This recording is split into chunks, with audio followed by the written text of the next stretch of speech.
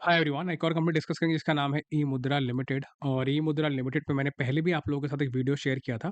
जब वो वीडियो मैंने आपके साथ शेयर किया था उस टाइम पे स्टॉक का भाव था लगभग 240 के आसपास। तब ये 210 पे बॉटम आउट हुआ था। शेयर की ये चार्ट है यहाँ पे। और उसके बाद में स्टॉक ने काफी अच्छा एक मोमेंटम बना, 530 के लेवल तक इसने एक हाई बनाया और उसका थोड़ी करेक्शन देखने को मिली। यहाँ पे अच्छा कंसोलिडेशन हुआ इस रेंज के अंदर 400 के लेवल पे। और अभी यहाँ पे कंसोलिडेट होने के बाद 2 दिन से इसमें काफी अच्छा वॉल्यूम देखा जा रहा है। देख सकते हो यहाँ पे 3% की तेजी है और यहाँ पे लगभग 7.22% की तेजी है। और अगर आप इसकी विक देखोगे तो लगभग 15% तक ये ऊपर गया स्टॉक। काफी सॉलिड वॉल्यूम इसके अंदर बना।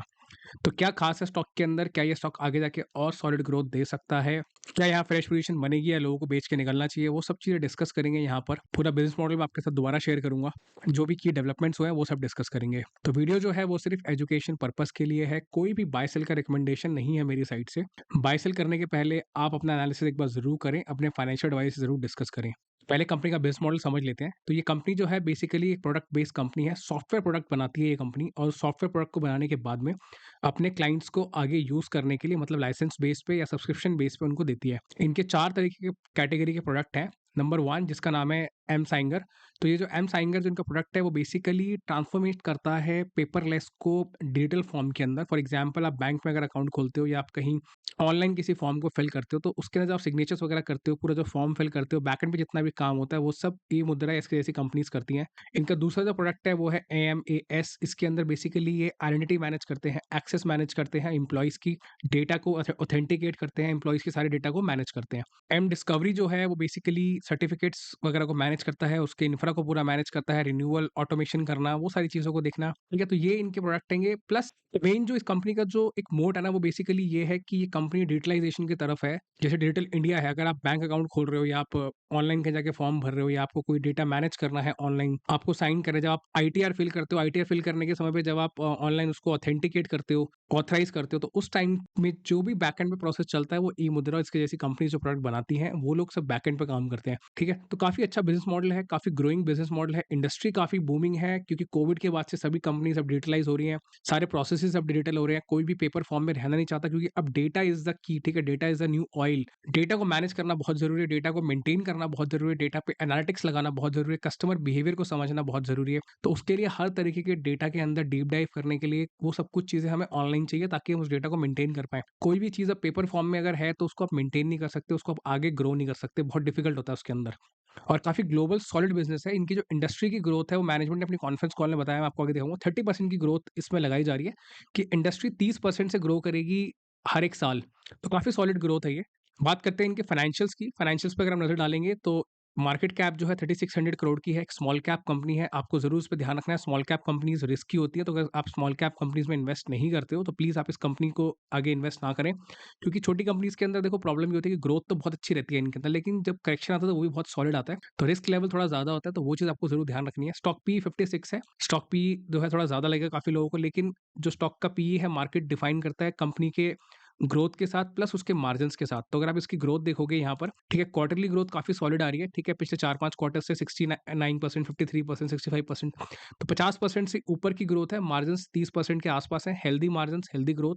तो इसलिए स्टॉक पी 56 है। ROC 24% है, ROE 22% है, काफी डिसेंट है। डेट टू इक्विटी रेशियो 0.06 है, मतलब कंपनी पे एसेट्स के कंपैरिजन में डेट काफी कम है, एकदम नेग्लिजिबल है। ऑलमोस्ट डेट फ्री कंपनी है ये। प्लेज परसेंटेज 0 है, प्रोमोटर्स ने अपना कोई भी शेयर गिरवी नहीं रखा हुआ।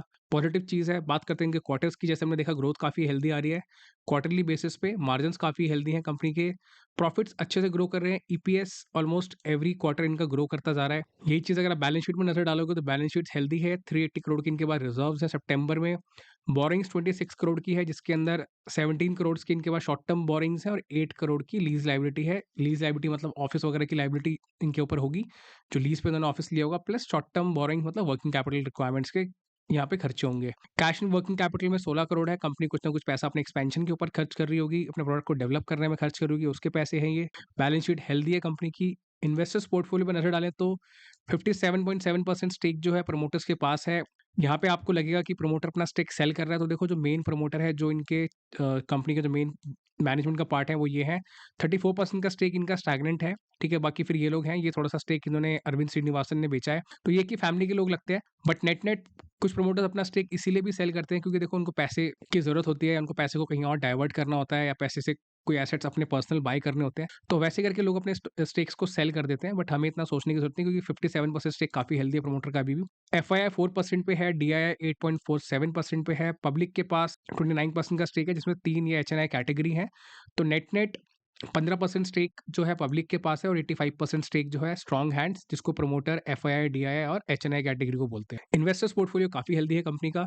ये कंपनी की लेटेस्ट कॉन्फ्रेंस कॉल है, इसमें मेन चीजें वही निकालेंगे जो हमें एक इन्वेस्टर्स के पॉइंट ऑफ व्यू से, ग्रोथ के एंगल से हमें जो चीजें पता होनी चाहिए। तो ये इनकी कॉन्फ्रेंस कॉल नवंबर मंथ की है, अभी हम जनवरी में है, तो अभी इनका दोबारा एक रिजल्ट आएगा Q3 का, तब जो रिजल्ट आएगा हम वो भी डिस्कस करेंगे, लेकिन फिलहाल जो कुछ पॉइंट्स हैं वो डिस्कस कर लेते हैं।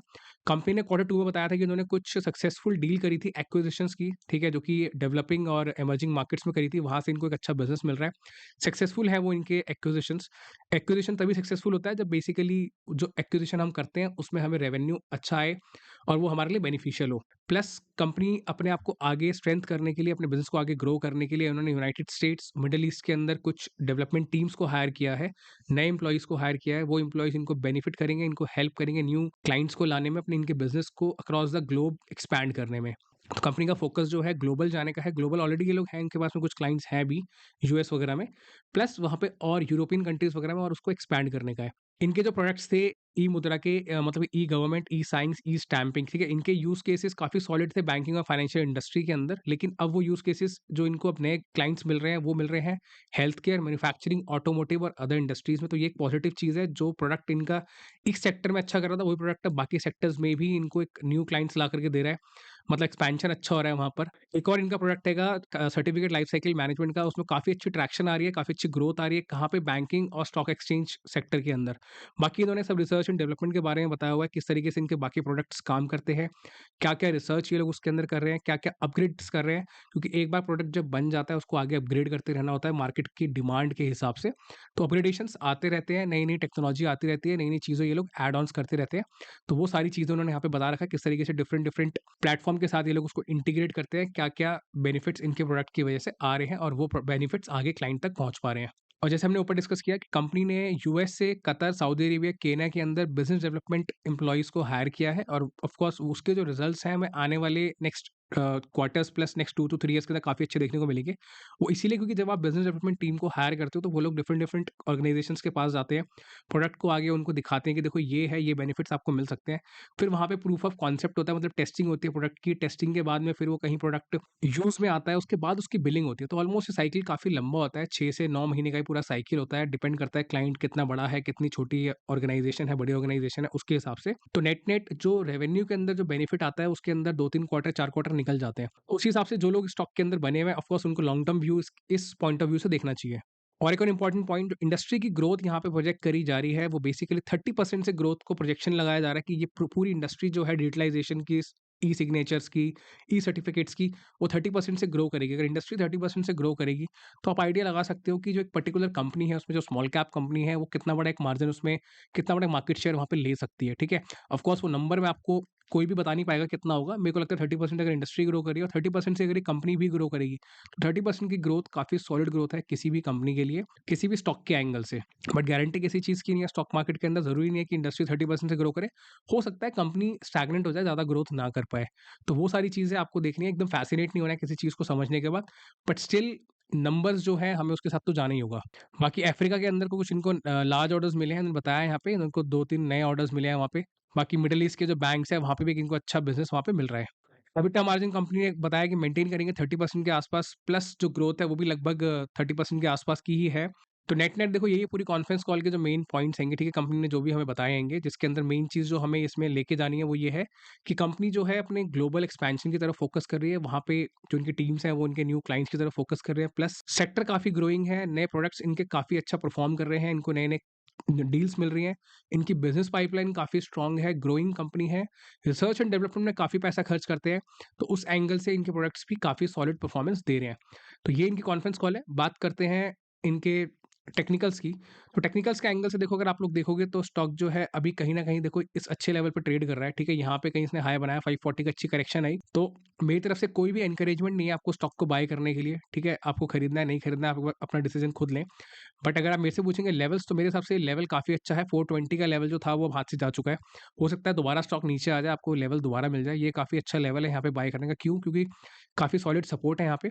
लेकिन अगर आपका व्यू लॉन्ग टर्म का है तो आप किसी भी लेवल पे बना सकते हैं पोजीशंस, और लॉन्ग टर्म के विजन से ही बनाना वो इसीलिए क्योंकि शॉर्ट टर्म में अगर आप पोजीशन बनाते हो तो हो सकता है स्टॉक यहाँ कहीं दोबारा से साइडवेज, जैसे यहाँ साइडवेज चल रहा है, दोबारा से अगर साइडवेज हो गया तो आपको काफ़ी ज़्यादा टाइम पीरियड इसमें निकल जाएगा और आप हो सकता है लॉस बुक करके निकले उसके अंदर। लेकिन अगर आपका लॉन्ग टर्म का विजन होगा तो आप ज़रूर इससे पैसे बना पाओगे। दूसरी चीज़, कंपनी जिस हिसाब से लॉन्ग टर्म का विजन लेके चल रही है, नए प्रोडक्ट्स को डेवलप कर रही है, और जो इनके रेवेन्यूज़ आने वाले हैं, इनकी जो नई-नई टीम्स जो विदेश के अंदर हैगी, USA, Kenya, Qatar, Saudi Arabia के अंदर जो इनका एक्सपेंशन है, वहाँ से जब रेवेन्यू आएगा तो ऑफ कोर्स आपको प्रॉफिट्स में वो ग्रोथ दिखेगी। वो ग्रोथ फिर ऑटोमैटिकली आपको स्टॉक में दिखेगी। लेकिन उसमें टाइम लगेगा, ओवरनाइट कुछ नहीं होगा इसके अंदर। तो उस एंगल से देखते हुए मुझे लगता है आपको पोजीशन बनाओ तो एटलीस्ट 2 से 3 साल का व्यू लेकर के बनाओ। No doubt high growing growth industry है, जिस हिसाब से डिजिटलाइज़ेशन हो रहा है, जिस हिसाब से हर एक कंट्री इसमें फ़ोकस कर रही है, क्योंकि कोविड के बाद से हर कोई डिजिटल हो गया है। हर एक कंपनी का फ़ोकस ये है कि किस तरीके से डेटा को मेंटेन किया जाए, अपने कस्टमर्स को बेस्ट सर्विस दी जाए, ताकि उनको ब्रांच में ना आना पड़े, या फिर उनके एम्प्लॉइज़ को कस्टमर के पास ना जाना पड़े, किसी भी फॉर्म फिल करने के लिए, किसी भी साइन कराने के लिए, या किसी डेटा को मेंटेन करने के लिए, कस्टमर की आइडेंटिटी मैनेज करने के लिए, एक्सेस करने के लिए। तो उस एंगल से मुझे लगता है कि ग्रोथ काफ़ी अच्छी रहेगी सेक्टर के अंदर। लेकिन कोई भी चीज़ रातों-रात नहीं होगी, उसके लिए आपको थोड़े पेशेंस रखने पड़ेंगे। एटलीस्ट 2 साल, 3 साल का व्यू आपको बना के चलना पड़ेगा। कंपनी की ग्रोथ काफ़ी सॉलिड है। अगर आप क्वार्टरली ग्रोथ आप फिर से देखोगे तो यहाँ देखो 65-53% की ग्रोथ कंपनी कर रही है।